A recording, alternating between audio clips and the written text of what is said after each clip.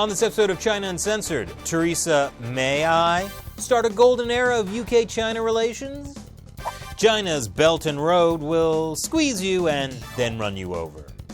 And finally, China's building weapons that could shoot down satellites. Good thing I'm also on cable. This is China Uncensored.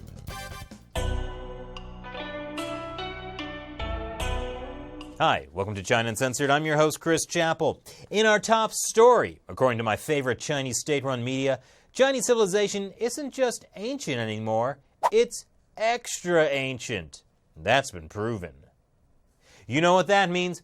More things will be part of Chinese territory since ancient times. Like all world history.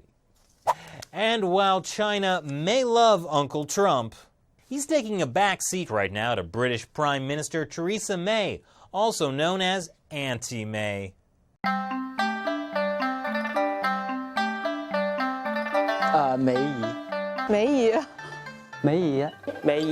梅姨是一个亲昵的表示方式，就像我们称呼携带大一样，表示我们非常喜欢这个人。 Whoa, that kid's got it mixed up. Trump is the uncle. She is the dada. So, Auntie Theresa May, Uncle Donald Trump, and Daddy Xi Jinping. That's a heck of a family reunion. No politics at the dinner table, everyone. Anyway, Prime Minister May made a 3-day trip this week to China. She said she will intensify the golden era in UK-China relations. Golden era is, of course, referencing what China was calling a golden era between China and the UK back in 2015. That's when Chinese leader Xi Jinping visited the UK and knocked back a few pints with then Prime Minister David Cameron, and, in the highlight of his trip, took a selfie with famous soccer player Sergio Aguero. Of course, that was years ago, and with the old Prime Minister before Brexit. But we can still have a golden era, right? Right? Well, the Chinese regime knows it might have an advantage over the UK now. As state-run newspaper Xinhua puts it, to mitigate the impact of a potential Brexit cliff edge, Britain is under immense pressure to consolidate bilateral trade relations beyond Europe. By beyond Europe, they mean with China. But don't worry, that wouldn't mean Prime Minister May is going to sell out human rights for economic gain, especially when it comes to raising concerns about the erosion of freedoms in the former British colony, Hong Kong. Wait, what's that, Shelley? Oh, she actually did sell out, and Chinese state-run media praised her for it. Pro tip, if the Communist Party state-run media is praising you, you've probably done something horribly, horribly wrong. So, what does all this mean for Hong Kong? Well, it means freedom there isn't free. In fact, it's priceless, because the Chinese Communist Party simply won't allow it. This is Agnes Chow. She's famous for her role in the 2014 Umbrella Movement, a several months-long protest against Beijing for going back on its promise of universal suffrage in Hong Kong. And now, she's been disqualified from running for Hong Kong's Legislative Council. The Hong Kong government said she was disqualified because her political party, Demosisto, advocated for self-determination, which the government said was against Hong Kong's constitution, the Basic Law. But self-determination isn't the same as saying Hong Kong should be independent from China. It just means that Hong Kongers should be able to choose their own future. Therefore, it shouldn't violate the Basic Law. But surely Agnes was only disqualified because the Hong Kong government thinks someone with her point of view could never win. So really, they're just doing her a favor by saving her the trouble of running a campaign. It has nothing to do with increasing pressure from the CCP to undermine Hong Kong's elections. But this does follow the resentencing of another Umbrella Movement leader, Joshua Wong, and the disqualification of other democratically elected legislators Beijing doesn't like. So maybe there's a larger thing going on here. Chow was running to replace Nathan Law's seat in the Legislative Council. He had lost his seat for quoting Gandhi while taking his oath of office. Law was also from the Demosisto party, but he was allowed to run for office a year and a half ago. Strange how supporting self-determination wasn't an issue then.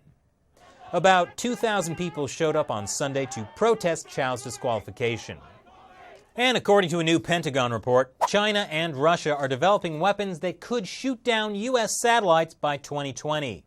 U.S. Defense Secretary Jim Mattis has called China and Russia a bigger threat than Islamic terrorism, a statement backed by Australia. Australia has backed a new United States defence strategy naming Russia and China a greater threat to national security than Islamic terrorism. I don't know, though. I hear ISIS is working on some pretty impressive anti-satellite technology. Hey, remember that song about China's Belt and Road Initiative from state-run media? Future's coming out. The Belt and Road is how. Just wanted to get that earworm stuck in your head again. You're welcome. So despite all the talk about joint prosperity the Belt and Road most definitely will bring, turns out that might not be the case. According to this report from a U.S. think tank, pretty much all the contractors hired for the Belt and Road's ambitious construction projects are Chinese. By comparison, when multilateral development banks dole out contracts, most contracts go to locals.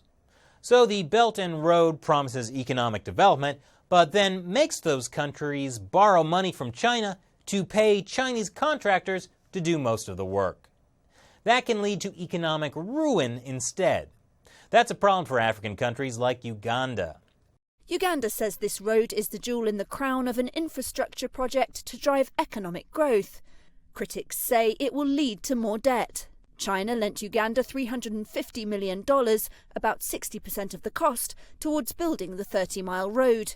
Also, some of the buildings the Chinese regime has been building in Africa, like the African Union building, may have been bugged. Now, sure, that sounds bad, but have you considered this? We'll share the goodness now. The Belt and Road is how. That's the trouble with cheesy propaganda. You just can't stop listening to it. And another foreign company is in trouble with the Chinese regime over the status of Taiwan. Japanese retailer Muji has been ordered to destroy a furniture catalog because it had a map suggesting Taiwan is a separate country. The map also didn't show a string of islands both China and Japan claim. Japan has lodged a protest over China's bossing around a Japanese company. But I don't think China was too out of line here. I'd also want to destroy that furniture catalog. Not because of how Taiwan was labeled, but because all of Muji's furniture is just overpriced IKEA knockoffs. And a Chinese national was spotted illegally crossing the border into Laos, according to this CCTV footage on CCTV. They eventually caught him, interrogated him, and then forced him to join China's national basketball team. So what do you think? Leave your comments below. Thanks for watching this episode of China Uncensored. Once again, I'm Chris Chappell. See you next time. Want to see more China Uncensored? Head over to ChinaUncensored.tv, where you can see full half-hour episodes of the show for free. That's ChinaUncensored.tv.